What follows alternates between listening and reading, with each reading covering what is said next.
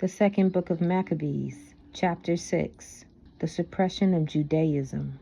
Not long after this, the king sent an Athenian senator to compel the Jews to forsake the laws of their ancestors and no longer to live by the laws of God.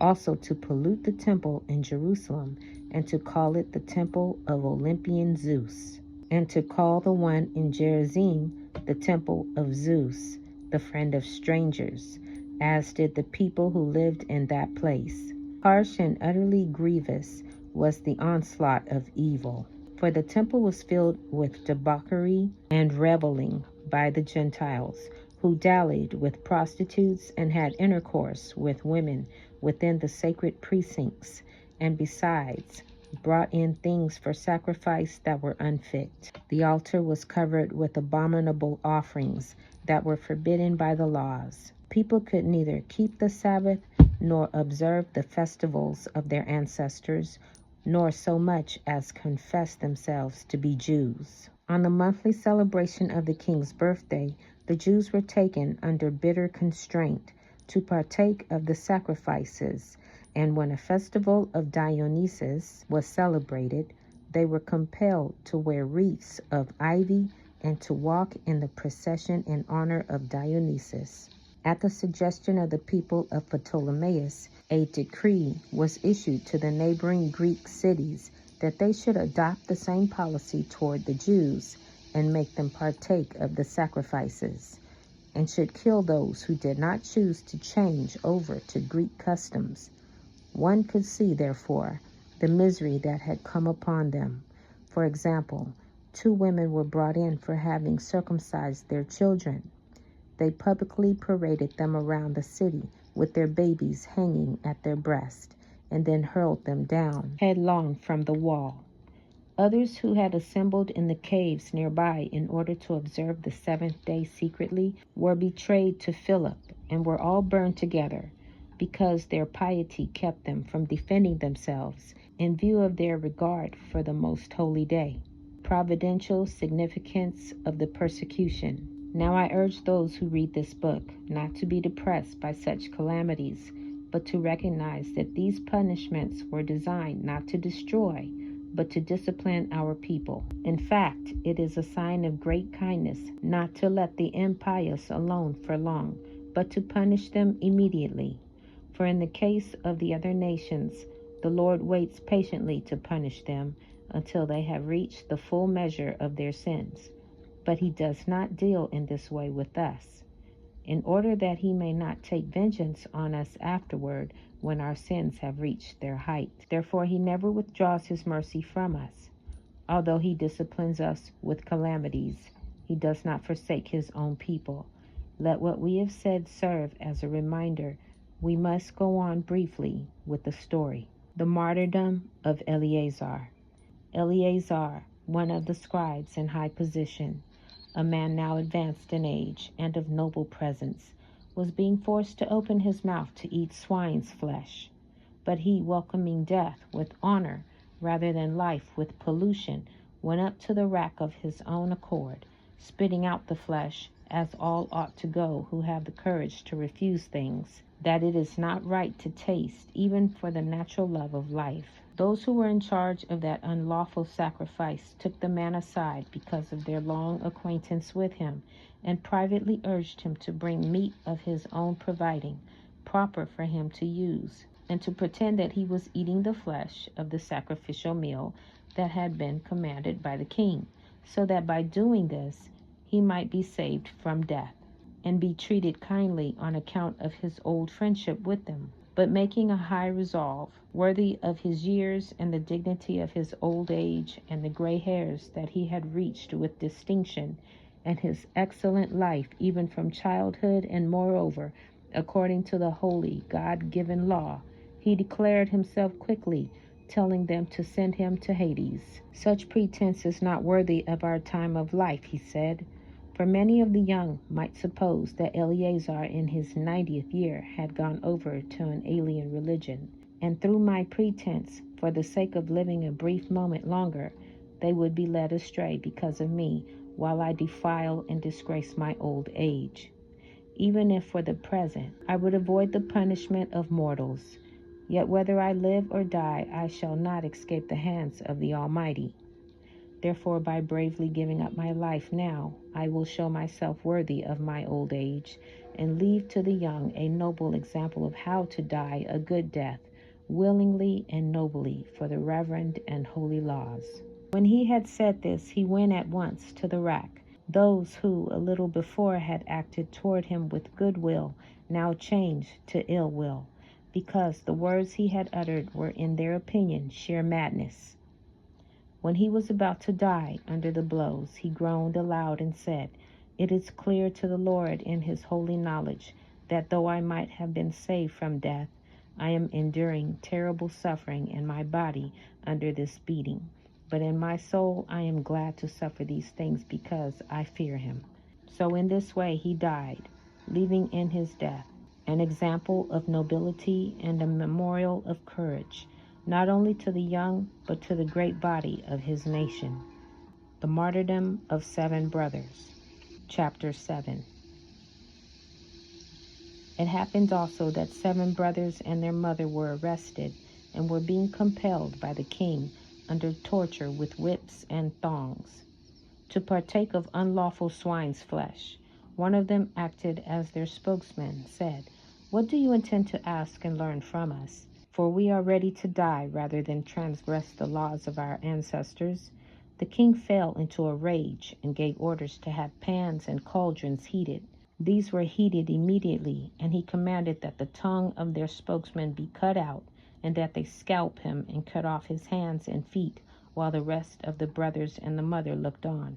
When he was utterly helpless, the king ordered them to take him to the fire, still breathing, and to fry him in a pan.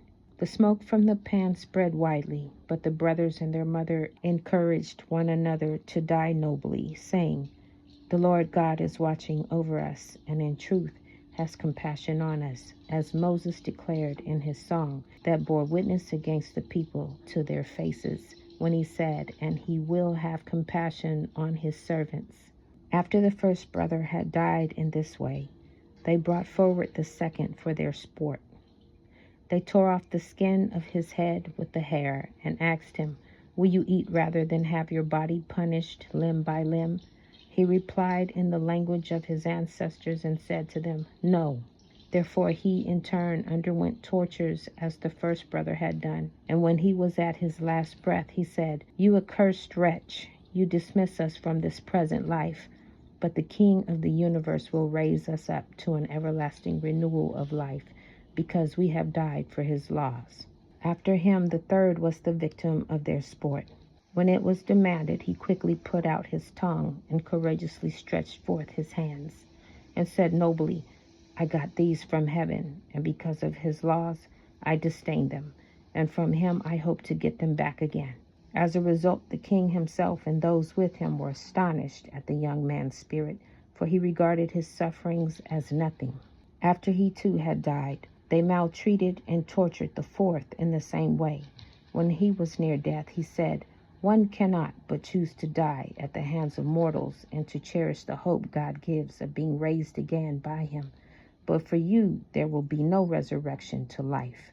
Next they brought forward the fifth and maltreated him. But he looked at the king and said, "Because you have authority among mortals, though you also are mortal, you do what you please. But do not think that God has forsaken our people. Keep on and see how his mighty power will torture you and your descendants." After him they brought forward the sixth, and when he was about to die, he said, "Do not deceive yourself in vain, for we are suffering these things on our own account, because of our sin against our own God. Therefore, astounding things have happened. But do not think that you will go unpunished for having tried to fight against God." The mother was especially admirable and worthy of honorable memory. Although she saw her 7 sons perish within a single day, she bore it with good courage because of her hope in the Lord. She encouraged each of them in the language of their ancestors. Filled with a noble spirit, she reinforced her woman's reasoning with a man's courage, and said to them, "I do not know how you came into being in my womb. It was not I who gave you life and breath, nor I who set in order the elements within each of you. Therefore, the Creator of the world, who shaped the beginning of humankind and devised the origin of all things, will in his mercy give life and breath back to you again, since you now forget yourselves for the sake of his laws. Antiochus felt that he was being treated with contempt, and he was suspicious of her reproachful tone. The youngest brother being still alive, Antiochus not only appealed to him in words, but promised with oaths that he would make him rich and enviable if he would turn from the ways of his ancestors, and that he would take him for his friend and entrust him with public affairs. Since the young man would not listen to him at all, the king called the mother to him and urged her to advise the youth to save himself. After much urging on his part, she undertook to persuade her son, but leaning close to him, she spoke in their native language as follows: deriding the cruel tyrant, "My son, have pity on me. I carried you 9 months in my womb and nursed you for 3 years and have reared you and brought you up to this point in your life and have taken care of you. I beg you, my child, to look at the heaven and the earth and see everything that is in them, and recognize that God did not make them out of things that exist. And in the same way, the human race came into being. Do not fear this butcher, but prove worthy of your brothers. Accept death, so that in God's mercy I may get you back again along with your brothers." While she was still speaking, the young man said, "What are you waiting for? I will not obey the king's command, but I obey the command of the law that was given to our ancestors through Moses. But you, who have contrived all sorts of evil against the Hebrews, will certainly not escape the hands of God. For we are suffering because of our own sins. And if our living Lord is angry for a little while to rebuke and discipline us, he will again be reconciled with his own servants. But you, unholy wretch, you most defiled of all mortals, do not be elated in vain and puffed up by uncertain hopes. When you raise your hand against the children of heaven, you have not yet escaped the judgment of the Almighty, all-seeing God. For our brothers, after enduring a brief suffering, have drunk of ever-flowing life under God's covenant. But you, by the judgment of God, will receive just punishment for your arrogance. I, like my brothers, give up body and life for the laws of our ancestors, appealing to God to show mercy soon to our nation, and by trials and plagues to make you confess that he alone is God, and through me and my brothers to bring to an end the wrath of the Almighty that has justly fallen on our whole nation." The king fell into a rage and handled him worse than the others, being exasperated at his scorn. So he died in his integrity, putting his whole trust in the Lord. Last of all, the mother died after her sons. Let this be enough, then, about the eating of sacrifices and the extreme tortures. The Revolt of Judas Maccabeus, Chapter 8. Meanwhile, Judas, who was also called Maccabeus, and his companions secretly entered the villages and summoned their kindred and enlisted those who had continued in the Jewish faith. And so they gathered about 6,000. They implored the Lord to look upon the people who were oppressed by all, and to have pity on the temple that had been profaned by the godless, to have mercy on the city that was being destroyed and about to be leveled to the ground, to hearken to the blood that cried out to him, to remember also the lawless destruction of the innocent babies and the blasphemies committed against his name, and to show his hatred of evil. As soon as Maccabeus got his army organized, the Gentiles could not withstand him, for the wrath of the Lord had turned to mercy. Coming without warning, he would set fire to towns and villages. He captured strategic positions and put to flight not a few of the enemy. He found the nights most advantageous for such attacks, and talk of his valor spread everywhere. When Philip saw that the man was gaining ground little by little, and that he was pushing ahead with more frequent successes, he wrote to Ptolemy, the governor of Coelesyria and Phoenicia, to come to the aid of the king's government. Then Ptolemy promptly appointed Nicanor, son of Patroclus, one of the king's chief friends, and sent him in command of no fewer than 20,000 Gentiles of all nations to wipe out the whole race of Judea. He associated with him Gorgias, a general and a man of experience in military service. Nicanor determined to make up for the king the tribute due to the Romans, 2,000 talents, by selling the captured Jews into slavery. So he immediately sent to the towns on the seacoast, inviting them to buy Jewish slaves and promising to hand over 90 slaves for a talent, not expecting the judgment from the Almighty that was about to overtake him. Preparation for battle. Word came to Judas concerning Nicanor's invasion, and when he told his companions of the arrival of the army, those who were cowardly and distrustful of God's justice ran off and got away.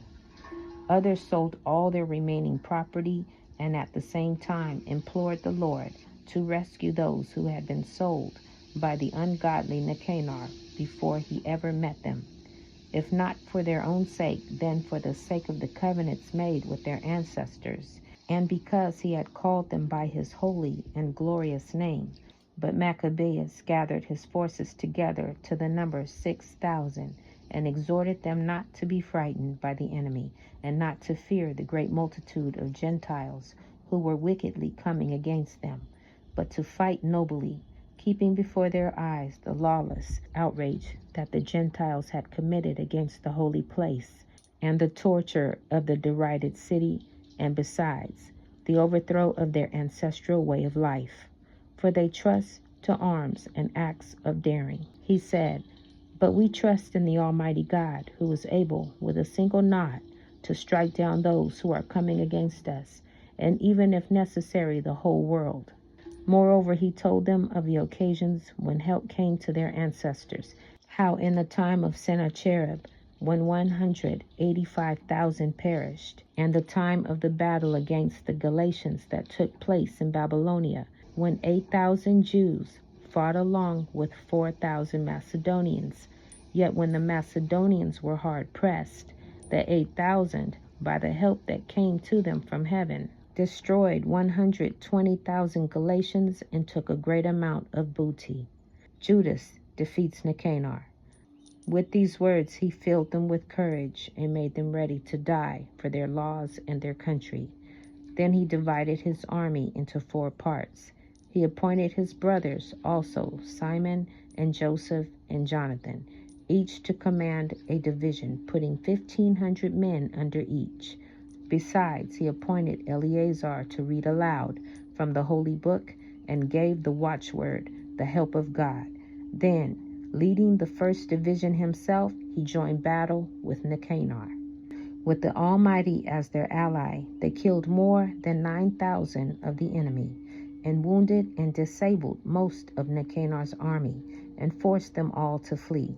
They captured the money of those who had come to buy them as slaves.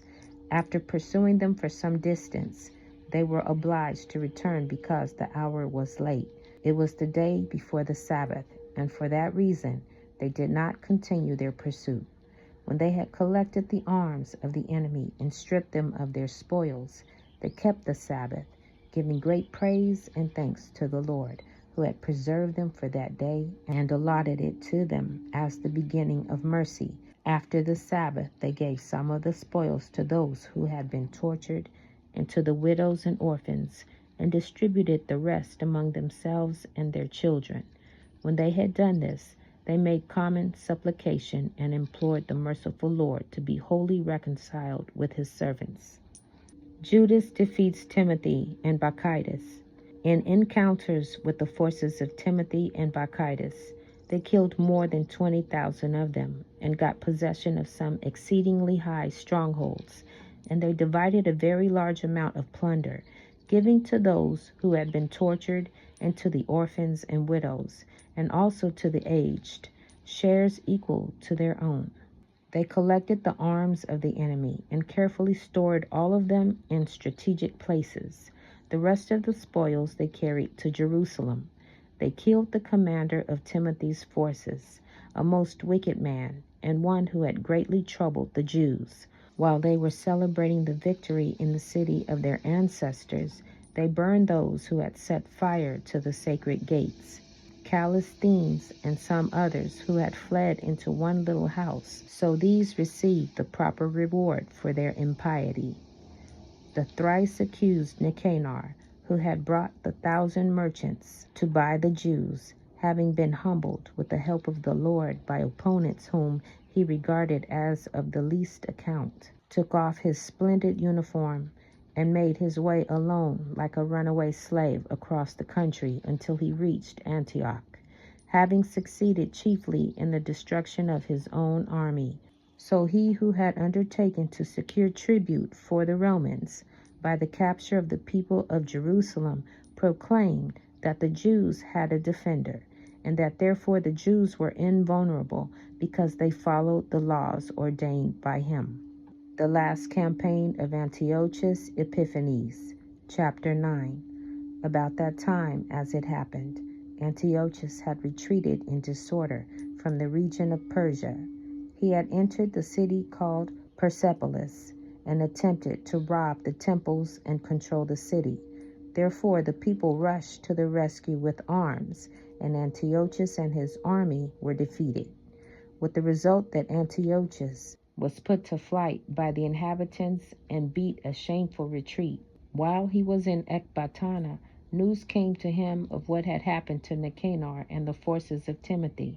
Transported with rage, he conceived the idea of turning upon the Jews the injury done by those who had put him to flight. So he ordered his charioteer to drive without stopping until he completed the journey.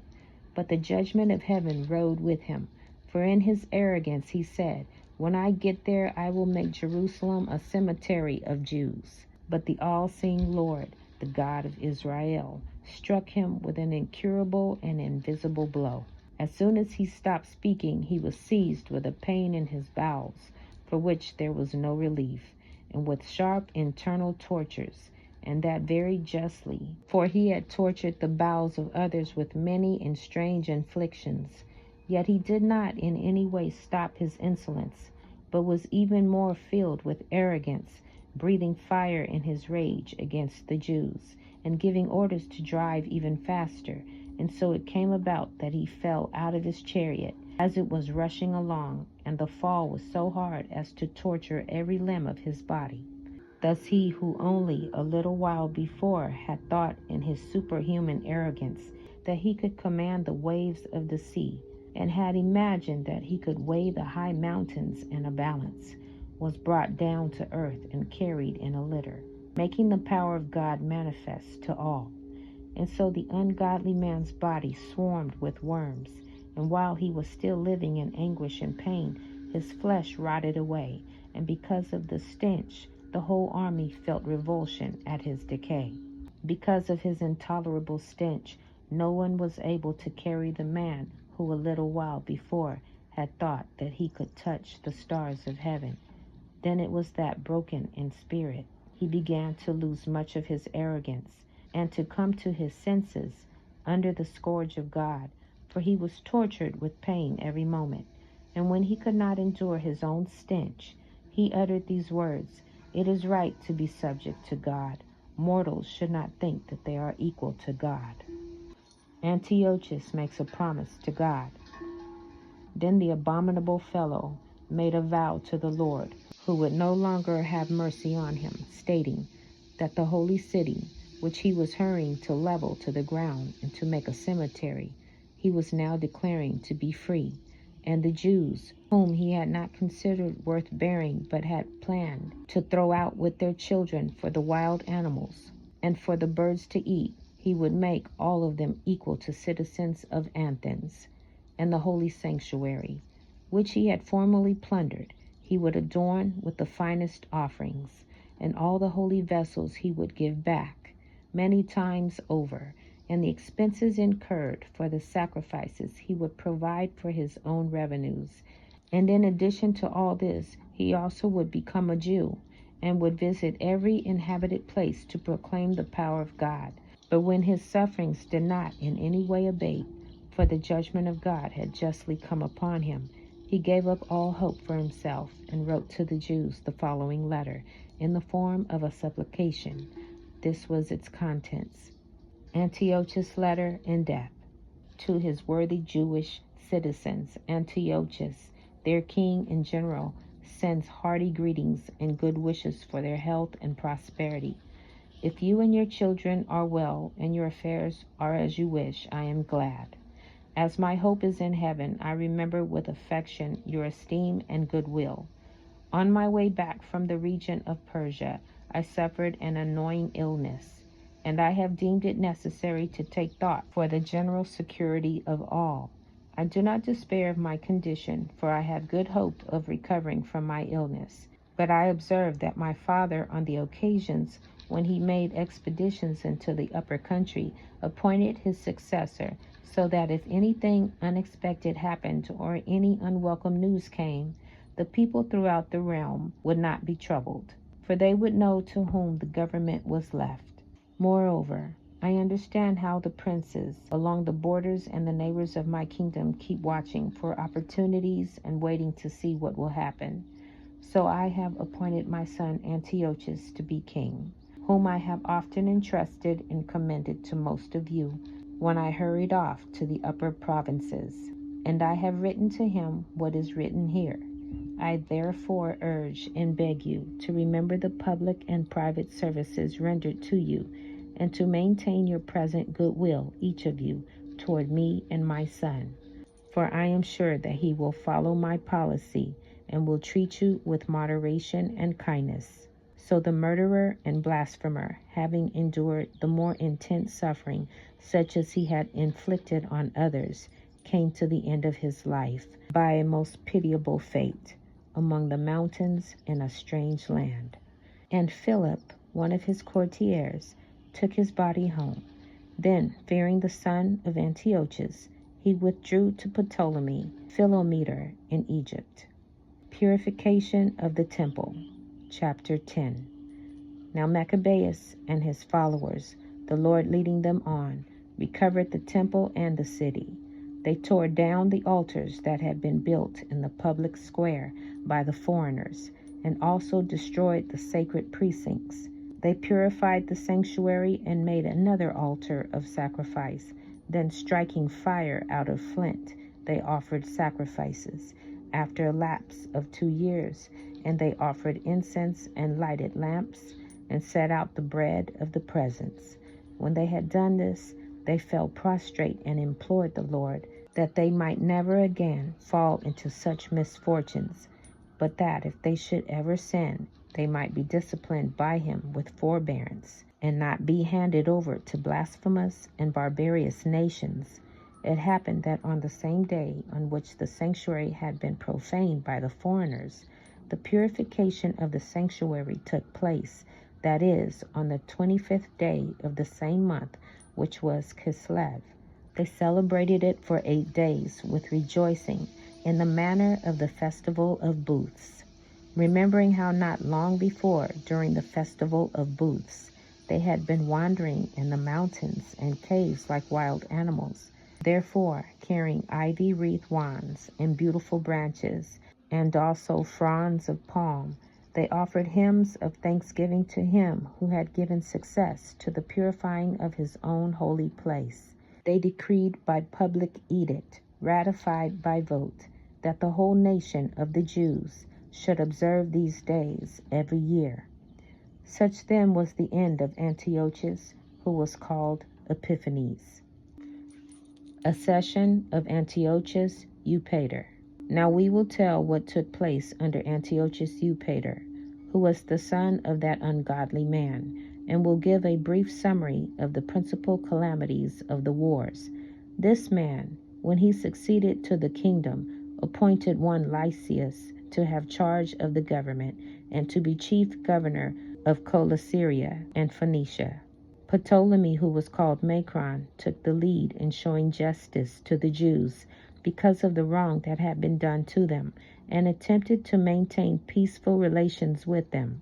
As a result, he was accused before Eupator by the king's friends. He heard himself called a traitor at every turn because he had abandoned Cyprus, which Philometor had entrusted to him, and had gone over to Antiochus Epiphanes. Unable to command the respect due his office, he took poison and ended his life. Campaign in Idumea. When Gorgias became governor of the region, he maintained a force of mercenaries and at every turn kept attacking the Jews.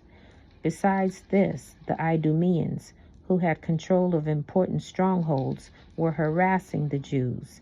They received those who were banished from Jerusalem and endeavored to keep up the war. But Maccabeus and his forces, after making solemn supplication and imploring God to fight on their side, rushed to the strongholds of the Idumeans. Attacking them vigorously, they gained possession of the places and beat off all who fought upon the wall, and slaughtered those whom they encountered, killing no fewer than 20,000. When at least 9,000 took refuge in 2 very strong towers, well equipped to withstand a siege, Maccabeus left Simon and Joseph, and also Zacchaeus and his troops, a force sufficient to besiege them, and he himself set off for places where he was more urgently needed. But those with Simon, who were money-hungry, were bribed by some of those who were in the towers, and on receiving 70,000 drachmas, let some of them slip away. When word of what had happened came to Maccabeus, he gathered the leaders of the people and accused these men of having sold their kindred for money by setting their enemies free to fight against them. Then he killed these men who had turned traitor and immediately captured the 2 towers. Having success at arms and everything he undertook, he destroyed more than 20,000 in the 2 strongholds. Judas defeats Timothy. Now Timothy, who had been defeated by the Jews before, gathered a tremendous force of mercenaries and collected the cavalry from Asia in no small number. He came on, intending to take Judea by storm. As he drew near, Maccabeus and his men sprinkled dust on their heads and girded their loins with sackcloth in supplication to God. Falling upon the steps before the altar, they implored him to be gracious to them and to be an enemy to their enemies and an adversary to their adversaries, as the law declares. And rising from their prayer, they took up their arms and advanced a considerable distance from the city. And when they came near the enemy, they halted. Just as dawn was breaking, the 2 armies joined battle, the one having a pledge of success and victory, not only their valor, but also their reliance on the Lord, while the other made rage their leader in the fight. When the battle became fierce, there appeared to the enemy from heaven 5 resplendent men on horses with golden bridles, and they were leading the Jews. 2 of them took Maccabeus between them, and shielding him with their own armor and weapons, they kept him from being wounded. They showered arrows and thunderbolts on the enemy, so that confused and blinded, they were thrown into disorder and cut to pieces. 20,500 were slaughtered, besides 600 cavalry. Timothy himself fled to a stronghold called Gazara, especially well garrisoned, where Chareas was commander. Then Maccabeus and his men were glad, and they besieged the fort for 4 days. The men within, relying on the strength of the place, kept blaspheming terribly and uttering wicked words. But at dawn of the 5th day, 20 young men in the army of Maccabeus, fired with anger because of the blasphemies, bravely stormed the wall and with savage fury cut down every one they met. Others who came up in the same way wheeled around against the defenders and set fire to the towers. They kindled fires and burned the blasphemers alive. Others broke open the gates and let in the rest of the force, and they occupied the city. They killed Timothy, who was hiding in a cistern, and his brothers Chareas and Epiphanes. When they had accomplished these things, with hymns and thanksgivings, They bless the Lord, who shows great kindness to Israel and gives them the victory. This concludes 2 Maccabees, chapter 6 through 10. Shalom.